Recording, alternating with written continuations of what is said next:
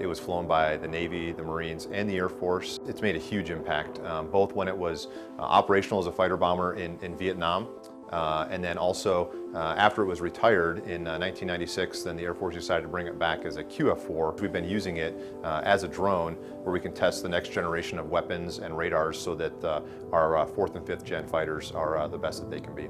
Yeah, it's mixed emotions when you see them blown up for the first time, because it's just a great iconic airplane that has done so much for our country, and it's sad to see it destroyed in that way. The more I thought about it and the more I kind of put things in perspective, the fact that the airplane goes down in a blaze of glory versus sitting around at the boneyard at Davis Mountain or in a museum somewhere, I think it's a truly fitting end for a warrior to go out in that way. The F-4 is a very manual airplane, and specifically the QF-4. A lot of the things that the F-4s had when they were operational are not included in the QF-4. So it is a very hands-on type of airplane. In the same respect, it's a very fun airplane to fly. It flies very well for the age of the airplane. It accelerates very well.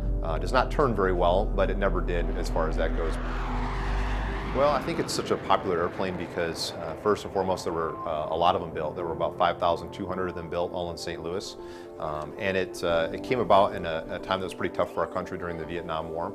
And it was flown, like I said, by the Navy, the Marine Corps, and the Air Force. So a lot of people have flown on it and worked on it, not just in the Air Force, but through all three of the services. So I think that's a big part of it because it's not just an Air Force specific airplane or a Navy specific airplane. It's a big platform that was our primary fighter bomber during the Vietnam War. There's been a lot of really cool opportunities with the F-4 since we are the last ones flying it. There's been a lot of opportunities for us to take them on the road and for the public to get a chance to see the F-4s one last time. And that's been really interesting and really cool for me to get to do that. I expected when we took it on the road that we would meet a lot of people who had worked on them, who had flown them over the years.